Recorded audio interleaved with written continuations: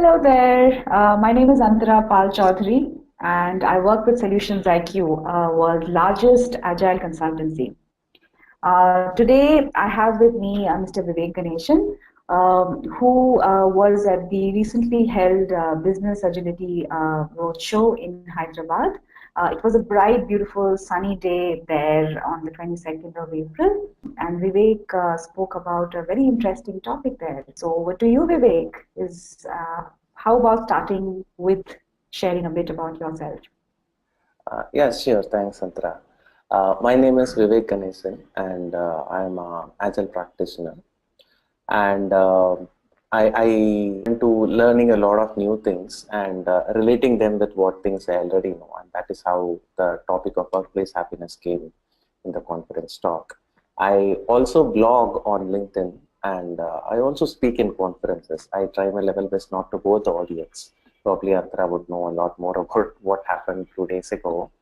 And I am also writing a book right now. The title is Blameless Continuous Integration, a blend of concepts from technology as well as social psychology. And in my free time, whenever I'm not doing anything else, I sing. I practice my singing. And probably that's all about myself.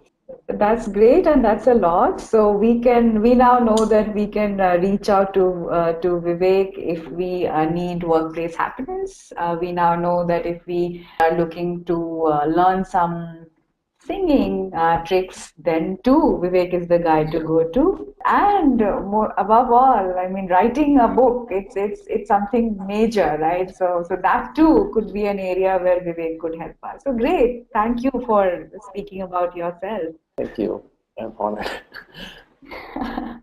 So I would now like us to hear a little about what you presented at the event. Workplace happiness was the topic. So tell us a little bit more about it. Sure. The topic of the conference talk was workplace happiness and how business agility, whether it does business agility lead you towards happy workplaces or not. The main point that I discussed there was how people confuse work-life balance with workplace happiness. Typically, people tend to think of this area as, when they think about workplace happiness, they have a work box and then they have a life box, and they always try to find a balance between these two boxes, which I find is very wrong, which means that you accept your work to be not so enjoyable. You find that it's okay to have a work that is not optimal. You don't have any problem if your work is less engaging, and that's not a right way to think. The talk was focused more on how work within itself can bring you happiness. The basis of this talk was from two research studies that were conducted by two different people.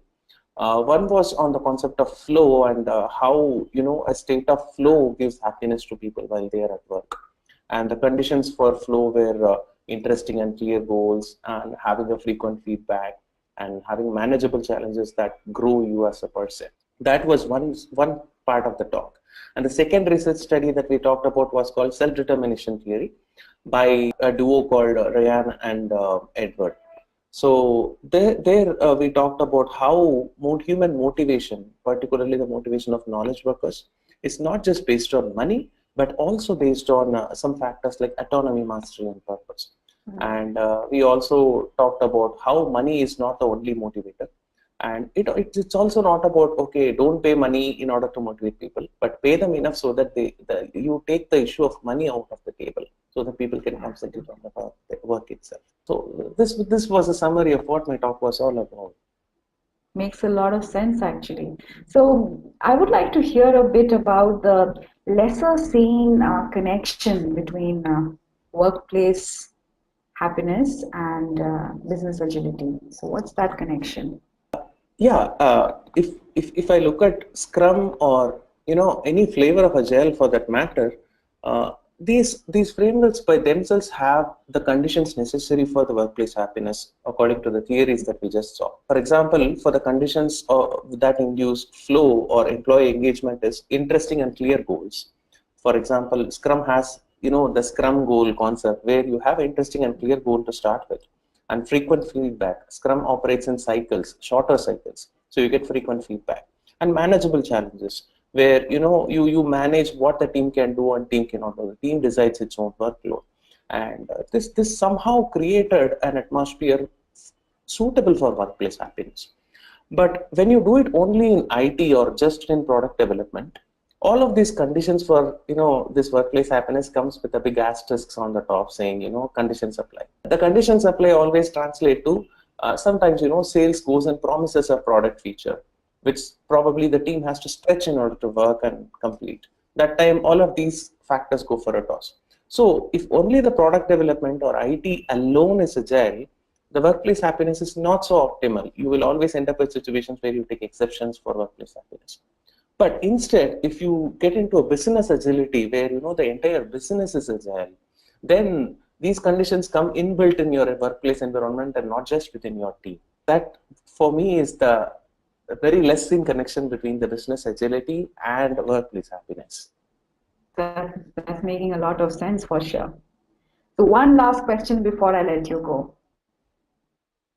So for all of us who is listening to you right now, what are your top few advices that you would like to share with us about the way we could work or the change that we could bring the way we think or work to make workplace happiness a truth? Okay. The first and foremost thing that I would tell is that as an individual, you have to take charge of workplace happiness for yourself. Rather than seeking work-life balance, it's always better to seek workplace happiness. We spend, almost 30% of our youth in our workplaces, or rather, I could even extend it to say half of our youth in our workplaces. And if we do not target for happiness in half of our youth, then probably we are doing something wrong as a human race. So prioritize workplace happiness over work-life balance. That's my first and foremost piece of advice. And the second would be that if you find some part of your job monotonous, try to get it automated so that you would concentrate on parts where you would also grow yourself, right? You will be engaged in the job. So it is very easy to fall in a loop where I do the same old things. I'll send the same old report every day, and I will just query from some source and create a report from Jira and send it to people. Why not automate it so that you could concentrate on the better aspects, maybe human aspects of the job? So that is something that would help you get into the workplace happiness scenario better.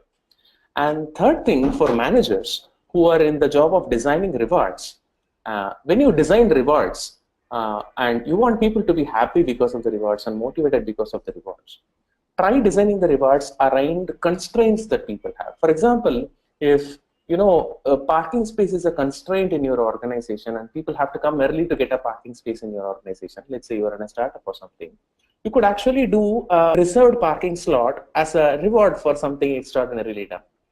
That way you are operating around the constraints of a person, at the same time acknowledging his contribution. So think about what people's constraints are and create rewards around them with the framework of this autonomy, mastery, and purpose. By giving a parking lot, we are basically increasing the person's autonomy. He can come whenever he wants because he has a reserved parking lot for a week or a month or whatever it is. So think about that. And the general piece of advice to everybody. And the general piece of advice, final advice, is that the world has improved a lot in the recent times because there is guidelines available for how to make your workplace happy. There is a book called Management 3.0 and another book called Managing for Happiness. These two are excellent pieces of reading for any manager with practical, advices about what you have, what you can do in your workplace even today in order to make it a little better for you, for people to, spend 50% of their youth and explore such literatures. So these are all the advices that I have.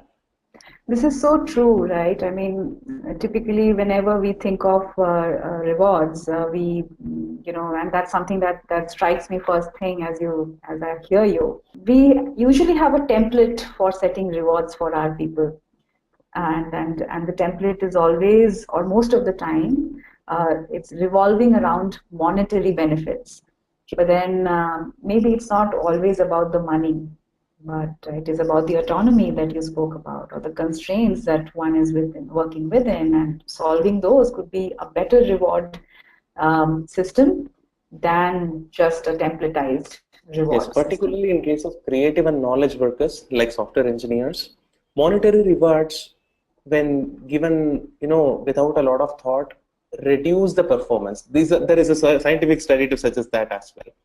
So Really, they not necessarily increase; they have higher probability of reducing the, performance or the motivation of a person. So that is also a possibility. just imagine.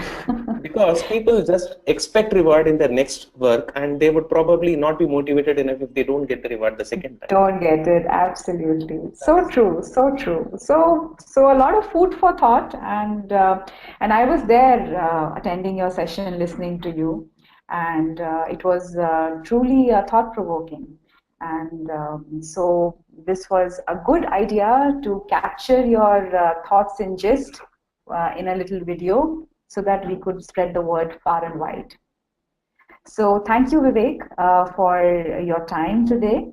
And I would like to say thank you to all of us who is listening here today. And stay tuned for more of such events that we host in multiple cities in India.